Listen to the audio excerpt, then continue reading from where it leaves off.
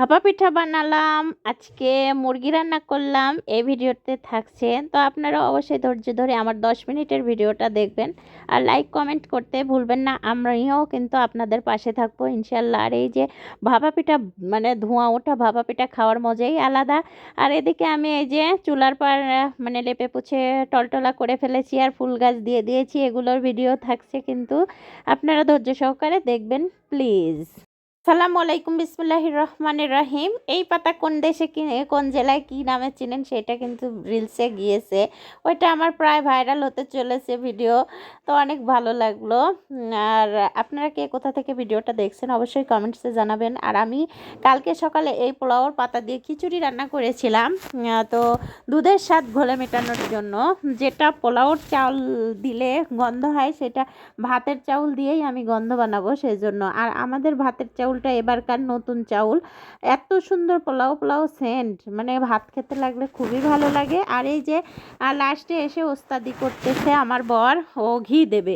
তো বলছি দাও তাহলে, তুমি দিচ্ছ তাহলে তোমাকে একটু দেখাই দেই। তো ওকে দেখাচ্ছি আর একটু ভিডিও ফিনিশিং আমার বর দিচ্ছিল একটু ঘি। তো খিচুড়িটা অনেক মজারই হয়েছিল, আমি সকালেও খেয়েছি রাতের বেলাও খেয়েছি, অনেক মজার হয়েছিল খিচুড়িটা। আর এদিকে আমি শীত পড়েছে অনেক, তো সবাই খালি মানে আগুনে পা সেকে হাত সেকে, সেজন্য আমি জুতা টুতা পুড়িয়ে ফেললাম। আমার ছেলের মেয়ের আমার জুতা সম্পূর্ণ পুড়িয়ে দিলাম, যাতে আগুনও পোহানো হয় আর এতে আমাদের জুতাগুলোও যাতে পুড়ে যায়। আর এদিকে এই যে চুলা আগের দিন আমি ঝুড়ে টুরে রেখে দিয়েছিলাম। আমার শাশুড়ি আম্মা মানে রেগুলার চুলা লেপে মানে মাটি দেয় বেশি, এই জন্য চুলাটা অনেক উঁচু করে ফেলেছিল। আর আমি বলে বেশি ধোকরকোশ বানিয়ে ফেলেছি চুলা, এটাই খালি আমাকে বদনাম দেয়। আমার চুলা দেখেন, এই যে চুলা এরকম বড় সড়ো করে বানিয়ে দিয়েছি, চুলা বানিয়েছে ছোট ছোট পাতিল দেওয়ার মতো, মুখটাও ছোট করে ফেলেছে। তো কি করব, আমারই দোষ আসলেই। কাউকে কিছু ভালো কিছু বানিয়ে দিলে আমারই দোষ হয়, এরকমটাই। হ্যাঁ, মানে কোনো কিছু করে দিলেও দোষ, না দিলেও দোষ, এরকমটাই। তো এই যে চচ্চড়ি করছিলাম, এটাও কিন্তু সারিয়েছি, মানে এটা নিচু চুলা আসছিল, ঝিকের চুলা এটা করে আবারও রান্না করে, মানে দুই তরকারি ভাত রান্না করে আবারও মানে লেপা পোছা করতেছি। এটা মানুষে বলে নুড়ি দেওয়া, আমরা নুড়ি দেওয়া বলি না, আমরা বলি লুসনি দেওয়া। তো লুসনি দিচ্ছিলাম লাল মাটি দিয়ে। আর দেখেন ধোঁয়া উঠছিল, আমার মেয়ে একটু ভিডিও ক্লিপ নিয়েছিল। আমার হাতে যেহেতু কাদা মাটি, সেজন্য আমি ভিডিও নিতে পারছিলাম না। আর ধোঁয়া উঠছিল যে, সামনে দিকে দেখলে কি বলবেন, কাঠের আগুন মানে দাউ দাউ করে জ্বলছিল। ওইভাবে আমি চুলাটা লেপে দিচ্ছিলাম বেশি করে, যাতে সুন্দর হয়। বাহিরের চুলা এমনিতেই আমি ফেলেছিলাম যে পিঠা টিঠা খাওয়া যাবে, তো আমার শাশুড়ি বলছিল যে বাহিরে রান্না করার একটু মজা ভালো, তো বাহিরে আলো বেশি, সেজন্য একটু এটাতে রান্না করতাম। কিন্তু তুমি তো ঝিক বানিয়ে দিয়েছো, কালি পড়বে, সেজন্য আমি আবারও ঝিক কেটে দিয়ে সুন্দর করে কাটা চুলা বানিয়ে দিলাম, মানে ঘরে যেটা। আর আমার ছেলে ফুল কিনে এনেছিল, ফুল গাছ লাগিয়ে দেবে, সেটা আমি লাগাতে দেই নাই, বলছিলাম যে এখানে সাজিয়ে রাখবো, তুমি পরক্ষণ লাগাইও। তো এদিকে এই যে চুলাটা শুকিয়ে টুকিয়ে কি অবস্থা, কি যে সুন্দর লাগছিল চুলাগুলো, মানে রান্না করার মজাই আলাদা। আমি রাতের বেলা আবারও রান্না করতে এসেছিলাম এই চুলাতে। আর এই যে আমার ঘরের চুলাটা দেখেন কি সুন্দর হয়েছে, দুইটা চুলা একই মাপের, একই রকম, একই মানে ডিজাইনের, অনেক সুন্দর চুলা। আমি ইউটিউবে ভিডিও দেখি, ফেসবুকে ভিডিও দেখি, তো আর আমি যখন যেটা দেখি সেই চুলাই বানাতে পারি। এই জন্য ছোটোবেলা থেকে আমার চুলার বানানো দক্ষতা অনেক বেশি, সেজন্য আমার চুলা বানাতেও খুব ভালো লাগে। কি সুন্দর যে চুলা, এই চুলা দেখলেও কিন্তু মনটা জুড়িয়ে যাবে, রান্না করতেও মন চাইবে ঠিকই। তো দেখেন শুকিয়ে একদম খটখটা লেগে গেছে, আগুনের তাপে হিটে শুকিয়ে গেছে। আর এই চুলাতেই সারাক্ষণ বসে খাচ্ছিলাম, সব কিছুই করছিলাম, ওখানে গোল হয়ে বসে আমার বর বাচ্চারা সবাই খাচ্ছিলাম, ওখানেই পানি নিয়ে নিয়ে আগুন পোহাচ্ছিলাম আর খাচ্ছিলাম। শীতের দিনের মজাটাই অন্যরকম। আর এই যে সন্ধ্যার দিকে আমি সন্ধ্যার আসরের পরপরই আমি দুধ জাল করছিলাম, চিতই পিঠা বানাবো রাতের বেলায়। তো চিতই পিঠা বানিয়ে ভিজিয়েছিলাম রাতের বেলা, তারপর দিনে যে আজকে সকালে আমি বানালাম হচ্ছে এই ভাপা পিঠা আমার মেয়ে বানাচ্ছিল, একটা বানিয়ে দেখিয়ে দিয়েছি, ও বানাচ্ছিল আস্তে আস্তে। ও তো সেরকম তেমন একটা কোনোদিনও বানায় নাই, বোঝে না সেরকম বানানো। তো ও বানানো শেষ হয়েছে, আমি বানিয়ে এই যে ভিডিও ক্লিপ নিয়েছি এগুলো, আর সবাই খাচ্ছিল আর আমি বানাচ্ছিলাম। আমার মেয়ে একটু ভিডিও ক্লিপ নিয়েছে। আর দেখেন কি দাউ দাউ করে জ্বলছিল, এটা ঘরে রাখা মানে চুলা, যাতে এখানে বৃষ্টি হচ্ছিল, বাহিরের চুলাটা ড্রাম দিয়ে ঢেকে দিয়েছি আর এদিকে রান্না করতেছি এইটাতে।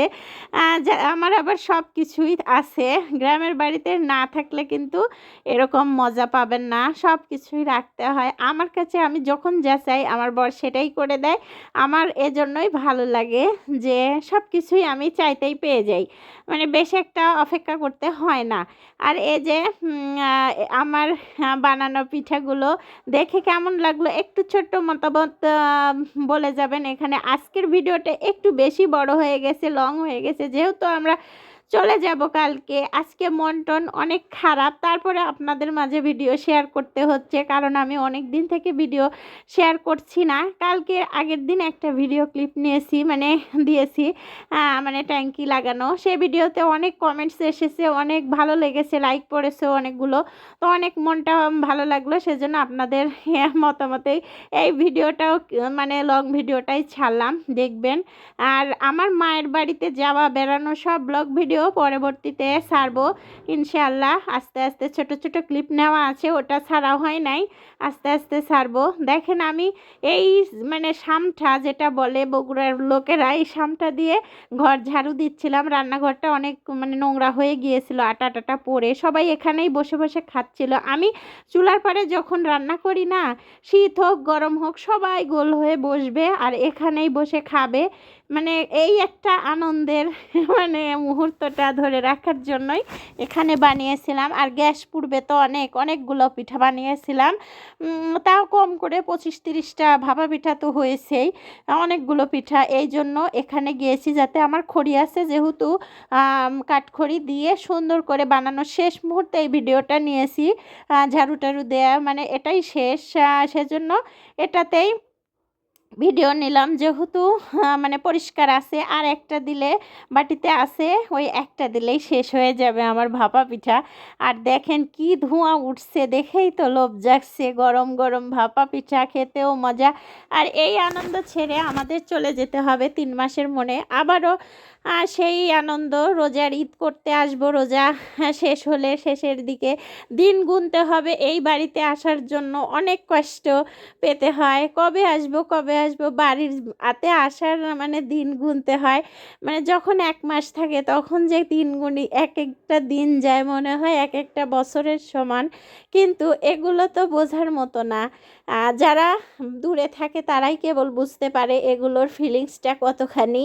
নিজের লোকদের মানে কাছে পাওয়ার আনন্দটাই অন্যরকম।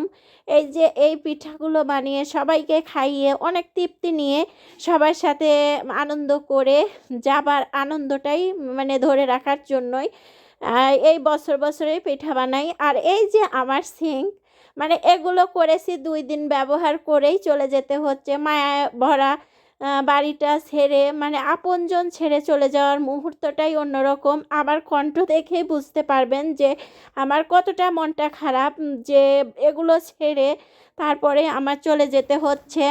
তো কী করব, চলে তো যেতেই হবে, কারণ বাচ্চা কাচ্চা ওইখানে ভর্তি হবে।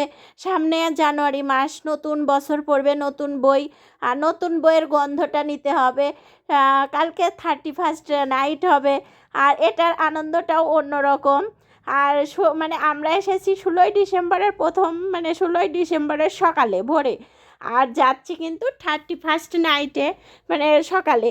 তাহলে বুঝবেন আমার 2টা দিনই মানে আমাদের কতটা আনন্দের দিন যাচ্ছি।